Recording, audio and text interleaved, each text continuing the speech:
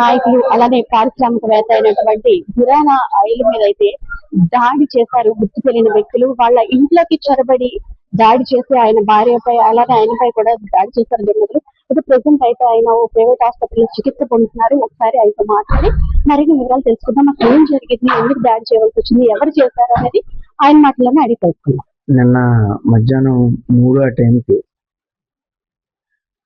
ఒక ఫ్యామిలీ మా ఇంటి మీదకి అంటే తిట్టుకుంటూ మా ఇంటి మీద రావడం జరిగింది. వచ్చి మా మిస్సెస్ని మా అమ్మని తిడుతున్నారు.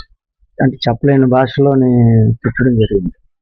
తిడుతుంటే నేను మేడ మీద ఉన్న కిందకి దిగి దేనికి తిడుతున్నారని చెప్పేసి వాళ్ళని ఇంట్లో నుంచి పంపించడానికి పుష్ చేయడానికి ట్రై చేశాను.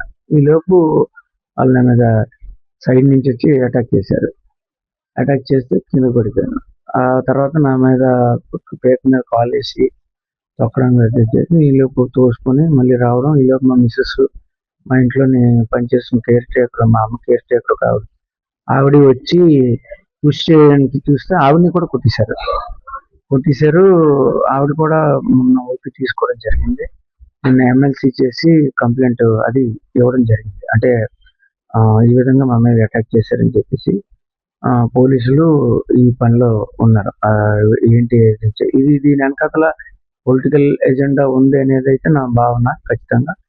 ఎందుకంటే వైసీపీ వాళ్ళతోటే వీళ్ళు ఎప్పుడు తిరుగుతూ ఉంటారు అన్నమాట.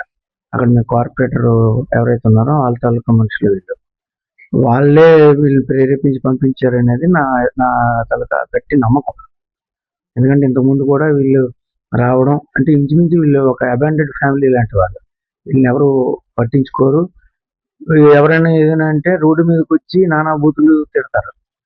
ఆవిడ ఒక స్త్రీ అయ్యింది కూడా మగవాళ్ళ మీదకి రావడం, కలబడడానికి ప్రయత్నం చేయడం అలాంటి క్యారెక్టర్ వాళ్ళు. సో ఆ పెంపకం కూడా అలాగే ఉంది. ఆ అబ్బాయి కూడా మొన్న ఇది గంజాయి కేసులో బెయిల్ మీద ఉన్న అబ్బాయి వాళ్ళ కొడుకు కూడా. సో ఈ నేపథ్యం ఫ్యామిలీని వీళ్ళు రెచ్చగొట్టి కావాలని మా మీద పంపించారు అనేది మా డౌట్. పాత గొడవలు ఏంటంటే టెంపుల్ కి సంబంధించి ఇష్యూ అవుతుంది. టెంపుల్ తలకు ఫండ్స్ గురించి మాట్లాడుకోవడం ఇది జరుగుతుంది. ఈ మధ్యన మా మిస్సెస్ కూడా కొంచెం పొలిటికల్ గా యాక్టివేట్ గా తిరుగుతుంది అనమాట. మేబీ ఇది కూడా ఒక రీజన్ అని అనుకుంటున్నాను. ఇదంతా కావాలని ప్లాన్ చేసి మధ్యాహ్నం 3 గంటల టైంకి ఎవరు ఉండరు కదా, ఎవరింట్లో వాళ్ళు సైలెంట్ గా ఉంటారు కదా అని వచ్చి చేశారని అనుకుంటున్నాను.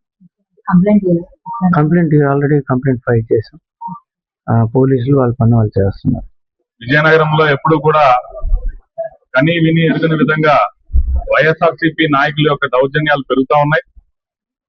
గతంలో కూడా లోకల్ బాడీ ఎన్నికలకు ముందు మా యొక్క కార్యకర్త అయినటువంటి కాల నారాయణరావు గారి మీద ఇలానే దాడి చేసి ఆయన సుమారుగా బతకలేదు, చనిపోయాడు అని చెప్పి అక్కడ వదిలేసినటువంటి పరిస్థితుల్లో ఆయన మళ్ళీ తిరిగి హాస్పిటల్లోకి తీసుకుని వెళ్లి జాయిన్ చేసిన తర్వాత ఆయన భగవంతుని దయ వల్ల బతికి మళ్ళీ తిరిగి ఈ రోజు తిరుగుతున్నటువంటి పరిస్థితి మనందరికీ తెలిసిందే.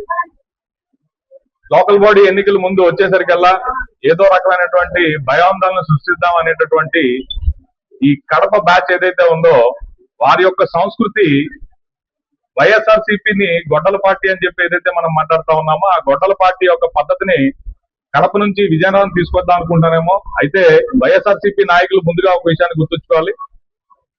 మిమ్మల్ని ఆల్రెడీ విజయనగరం ప్రజలు ఇళ్లకే పరిమితం చేయడం జరిగింది.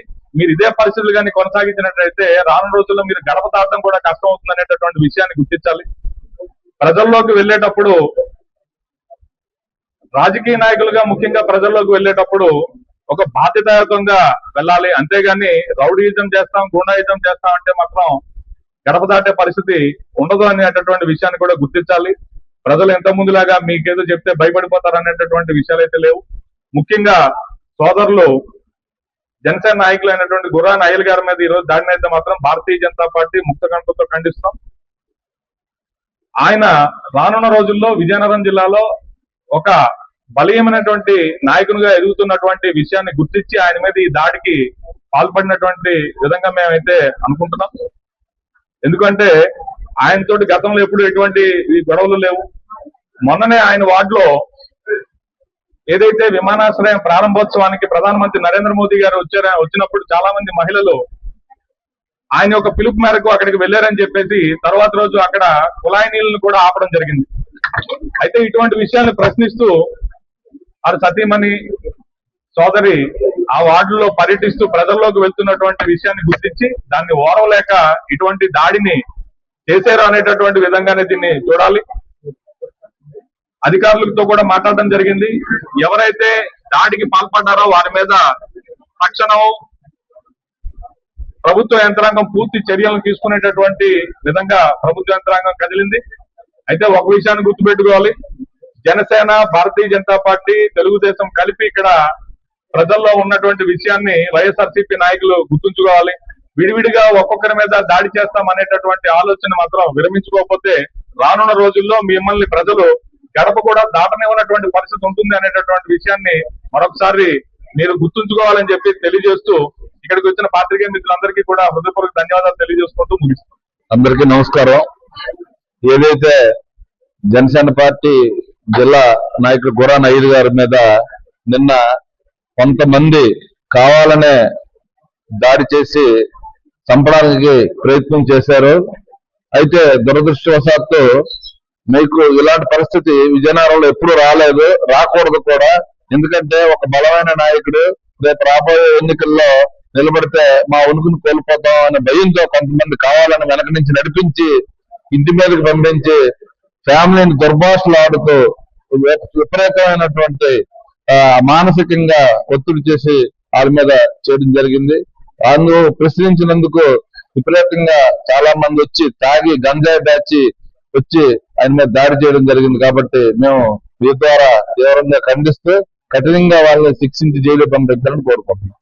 జనసేన నాయకులు గుర్రాన అయ్యర్ మాటల్లోనే అలానే కూటమి నాయకులు కూడా వచ్చి ఆయన్ని పరామర్శించడం కూడా జరుగుతుంది. ఎందుకంటే విజయనగరం జిల్లాలో ఎన్నడూ జరిగినటువంటి ఇటువంటి దాడులు ఈ రోజున జరిగాయి కాబట్టి వాటిని అన్నింటినీ మేము ఖండిస్తున్నామని అయితే నాయకులు కూడా చెప్పడం జరుగుతుంది. ఎందుకంటే విజయనగరం సంస్కృతే కాదు, ఇటువంటి సంస్కృతి ఇప్పుడు వస్తుంది. ఇలా దాడులు చేయడం నిజంగా బాధాకరం అని అయితే కూటమి నాయకులు కూడా వాపోతున్నారు. జనసేన నాయకులు కావచ్చు, టీడీపీ నాయకులు కావచ్చు, బీజేపీ నాయకులు కూడా వచ్చి ఆసుపత్రిలో అయితే గుర్రాన అయ్యర్ని పరామర్శించడం కూడా జరుగుతుంది. అంతేకాకుండా ఆయన మాటలు కూడా చెప్తున్నారు, కొన్ని ఆస్తి వివాదం అలానే స్థల వివాదాలు, గుడికి సంబంధించిన లావాదేవీలు కూడా ఉన్నాయి.